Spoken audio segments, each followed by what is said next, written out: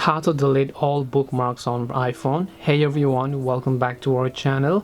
In today's video I will guide you through the steps on how you can delete all bookmarks from your iPhone, so make sure to watch the video till the end. In order to delete all bookmarks from your iPhone, all you have to do is go ahead and first of all, let's say that you have the Safari browser over here and then you're just on the home page just like this, let's say, and then you want to view a lot of bookmarks that you might have added in the past. You can just tap this little bookmark icon here.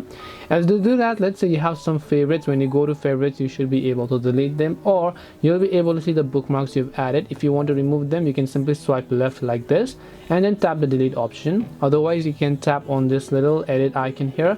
Once you tap on edit, just cross out the bookmark that you want to delete and then tap on delete, tap on done, and then they will get successfully removed. This way you will be able to delete all bookmarks from iPhone. Hope this video was very helpful.